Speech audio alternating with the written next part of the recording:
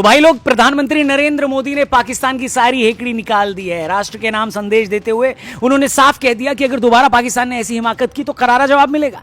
Clear कर दिया उन्होंने कि पाकिस्तान से कोई बात होगी ही नहीं, बात सिर्फ पीओके पर ही होगी। उन्होंने पाकिस्तान को साफ बोला है कि आतंकवाद पर कार्रवाई अभी सिर्फ स्थगित है, रुकी नहीं है, यानी एक ब्रेक लिया गया है, वॉर एंड नहीं हुई है। उन्होंने एक तरह से पाकिस्तान को यह भी बोल दिया है कि अब से न्यूक्लियर बम की धमकी नहीं चलेगी।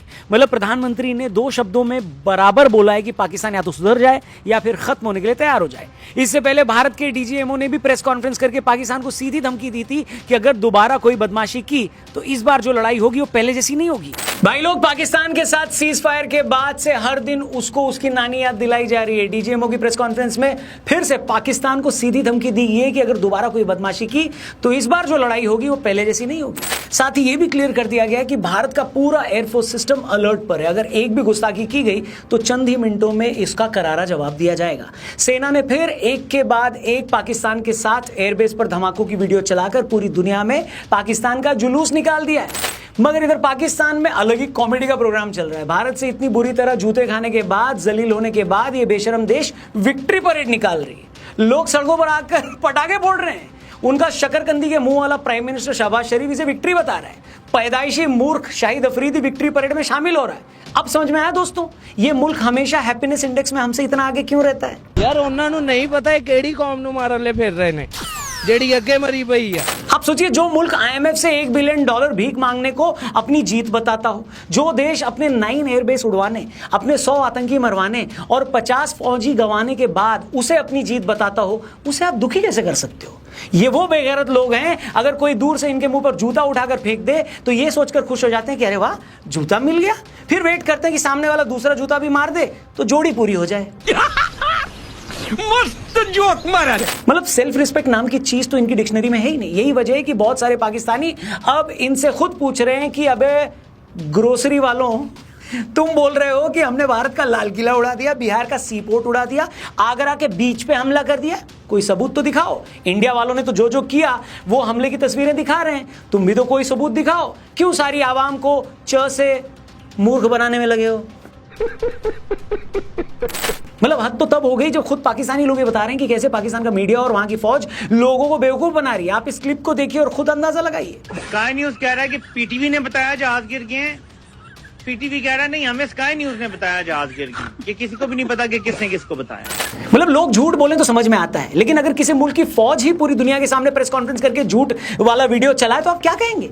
और एक और क्लिप देखिए आप, इसमें पाकिस्तानी ऑफिसर एक भारतीय न्यूज चैनल की क्लिप को क्रॉप करके ऐसे चला रहा है जिससे लोगों को यह लगे कि पाकिस्तान ने भारत पर अटैक किया है और हमारे देश में कुछ नुकसान हुआ है, जबकि हकीकत में बात कुछ और थी। आप देखिए वीडियो और खुद अंदाजा लगाइए कि ये लोग कितने फ्रस्ट्रेटेड हो चुके हैं। नजर आ रही है क्योंकि तमाम एयरबेस ध्वस्त होते हुए नजर आ रहे हैं, आपके गोले में बदले हुए नजर आ रहे हैं। सबसे ज्यादा जो चर्चा है वो ये कि जब आप अपने एयरबेस को नहीं बचा सकते तो जनता को क्या बचाएंगे। दोस्तों, ये सारे वीडियो हम इसलिए दिखा रहे हैं ताकि आप ये समझ पाएं कि भारत के साथ चले 3 दिन में जो वॉर हुआ, पाक फौज की कितनी बुरी तरह भद्द पिटी है। उनका रक्षा मंत्री विदेशी मीडिया में कहता है कि हमने भारत का एयरक्राफ्ट गिरा दिया। जब सबूत मांगा तो चोमू बोलता है सबूत सोशल मीडिया पर पड़े हैं। पाक फौज प्रेस कॉन्फ्रेंस करके बोलती है कि हमने भारत के एयरबेस ये वाले तबाह कर दिए, वो वाले तबाह कर दिए। सबूत मांगे तो एक भी वीडियो सैटेलाइट नहीं दिखा पाते, पावर पॉइंट दिखा रहे हैं। सबूत के नाम पर जब वो एक वीडियो चलाते हैं तो खुद विदेश का एक मीडिया पोस्ट करके बताता है कि इतना झूठ मत बोलो बे, ये वीडियो एक वीडियो गेम की है।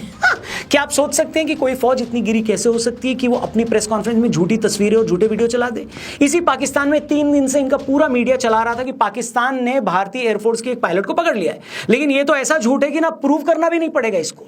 कल लोगों को झक मारकर ये बोलना पड़ा कि नहीं नहीं नहीं, हमारे कब्जे में एक भी भारतीय पायलट नहीं है। भारत ने दावा किया कि हमने अपनी एयर स्ट्राइक में मौलाना मसूद अजहर के पूरे खानदान को तबाह कर दिया। पाकिस्तान ने कहा कि नहीं, ऐसा कुछ नहीं हुआ है, लेकिन फिर पाकिस्तान की सड़कों से ऐसे वीडियो आ गए जहां लोग ये बता रहे हैं कि मौलाना मसूद अजहर का पूरा परिवार तबाह हो गया। तो दोस्तों, ये है पाकिस्तान की झूठ की वो कहानी जिसका पर्दाफाश पाकिस्तान से ही आए हुए वीडियोस कर रहे हैं। दरअसल 3 दिन में भारत ने पाकिस्तान की वो हालत कर दी कि वहां की फौज और पॉलिटिशियंस को समझ में नहीं आ रहा है कि इस पर कैसे रिएक्ट करना है, क्योंकि जब तक भारत ने पाकिस्तान पर यह मिलिट्री एक्शन नहीं लिया था तब तक इन लोगों को खुद नहीं पता था कि भारत क्या कर सकता है। लेकिन अब तो ये लोग नमूना देख चुके हैं, सैंपल मिल चुका है कि भारतीय फौज क्या कर सकती है। इन्हें खुद पता है कि ये मरते मरते बचे हैं, तो अब इन्हें समझ में नहीं आ रहा है कि क्या करें। आप सोचिए इन लोगों की हालत इतनी खराब होगी कि भारत ने जब इनके नूर खां एयरबेस पर हमला किया था, जो कि इनका मेन एयरबेस था, तब पाकिस्तान के जनरल आसिफ मुनीर खुद बंकर में जाके छिप गया था। भाई आदमी, पाकिस्तान को तो यहां तक पता चल गया था कि भारत पाकिस्तान के न्यूक्लियर ठिकानों पर हमले करने वाला है। लोग बता रहे हैं कि यही वो मोमेंट था जब पाकिस्तानी सरकार की तरफ से अमेरिका को फोन लगाया गया और यह बोला गया कि माई बाप बचा लो, क्योंकि यहीं पर पाकिस्तान का न्यूक्लियर कमांड सेंटर है। ठीक इसके बाद अमेरिका ने भारत को कांटेक्ट किया। भारत ने यह साफ कह दिया कि हाँ, हम हमला रोक देंगे, लेकिन लोगों को साफ बता दो, इन लोगों को यानी पाकिस्तानियों को, कि अब अगर तुमने एक भी गोली चलाई तो उसे एक्ट ऑफ वॉर मान लिया जाएगा।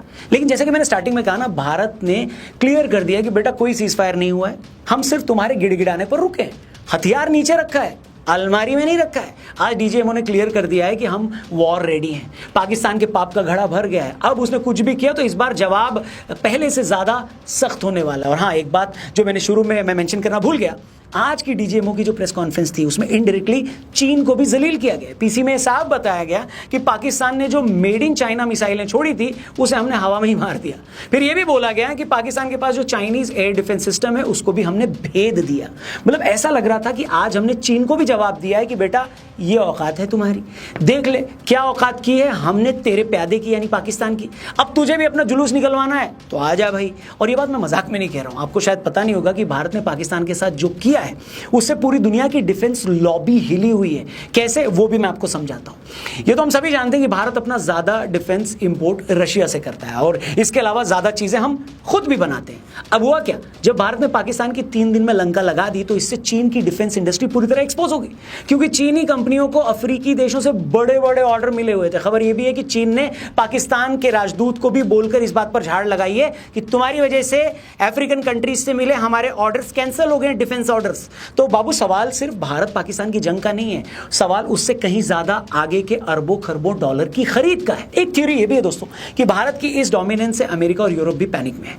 अगेन इसके भी कई रीजन है। पहला रीजन तो यही है जो सभी जानते हैं कि रशिया यूक्रेन युद्ध में पूरा अमेरिका और यूरोप रशिया के खिलाफ है। अब जब दुनिया ने यह देख लिया कि रूसी हथियारों के सपोर्ट से भारत ने चीन और अमेरिका के जेट्स की क्या हालत की है, तो इससे ये दोनों देश भी एक्सपोज हो गए। ऊपर से रशिया का कद बढ़ गया है। अब अमेरिका और यूरोप तो कभी नहीं चाहेंगे ना कि रशिया का कद बढ़े, तभी आप देखना अमेरिकी और यूरोपियन मीडिया खुलकर भारत की इस जीत पर कुछ बोल नहीं रहा है, क्योंकि एक तो इससे रूस का कद और बढ़ेगा और दूसरी बात इससे भारत का भी कद और स्ट्रांग होगा, बढ़ेगा। बहुत सारे इंडिपेंडेंट एक्सपर्ट्स ये बोल रहे हैं कि भारत ने अपने हथियारों के दम पर पाकिस्तान का जो हाल किया है उससे आज भारत एक मिलिट्री ताकत के रूप में चीन को रिप्लेस कर सकता है, क्योंकि चीन ने तो अपनी ताकत कहीं आजमाई ही नहीं है। और वर्ल्ड पावर ऑर्डर ऐसा है कि कोई भी नहीं चाहेगा कि रशिया, अमेरिका और चीन के होते कोई और देश उनके बराबर ताकतवर लगे, क्योंकि दुनिया में किसी भी देश की इज्जत इस बात से होती है दोस्तों कि उसकी मिलिट्री कितनी ताकतवर है, बाकी किसी चीज के कोई मायने नहीं है। क्योंकि अगर आप खुद को प्रोटेक्ट कर सकते हैं और किसी न्यूक्लियर देश में घुसकर उसके एयर डिफेंस को बर्बाद कर सकते हैं, इसका मतलब यही है कि आपकी ताकत बहुत बड़ी है। और यही बात अमेरिका समेत पूरे यूरोप को हजम नहीं हो रही है कि भारत इतना स्ट्रांग है। अमेरिका की तरफ से जो जल्दबाजी में सीज फायर करवाया भी गया उसका एक रीजन भी यही है, क्योंकि वॉर अगर 2-3 दिन और चलता तो फिर किसी को बताना भी नहीं पड़ता ना कि युद्ध का रिजल्ट क्या हुआ है, फिर पूरी दुनिया इसका नतीजा भी देख लेती और भारत एक वर्ल्ड पावर के रूप में क्लियरली उभर कर आ जाता। निकलकर अब भी आया है, लेकिन तब किसी को सबूत देना नहीं पड़ता। अब भी यूरोप, अमेरिका और चीन को डर है कि भारत ने 3 दिन में जो अपनी ताकत दिखाई है इससे कहीं उसका डिफेंस एक्सपोर्ट बढ़ ना जाए, यानी भारत की कमाई ना हो जाए। तो बहुत सारे लोगों को जो लगता है ना कि यार IMF ने पाकिस्तान को $1 बिलियन क्यों दे दिया या बहुत सारे देश भारत के साथ क्यों नहीं है, तो इसका बड़ा एक रीजन ये भी है भाई कि आज हम सभी बड़े देशों के लिए कंपटीशन बन गए। अमेरिका को खुंदक ये है कि उसके मना करने के बावजूद हम रशिया से तेल क्यों खरीदते हैं, हथियार भी उसी से खरीदते हैं। यूरोप को प्रॉब्लम ये है कि रूस और यूक्रेन वॉर में भारत ने रूस की आलोचना क्यों नहीं की, रूस से तेल क्यों खरीदा, और चीन को भारत से क्या चिढ़े ये बताने की जरूरत है नहीं। इसके अलावा बाकी कंट्रीज क्या सोचती हैं उसकी उतनी वैल्यू ही नहीं है। तो कुल मिलाकर बात यह है कि भारत ने 3 दिन में पूरी दुनिया को अपनी ताकत दिखा दी। और ये बात मैं किसी इमोशन में बहकर नहीं कह रहा हूं, ये बात दबी जबान में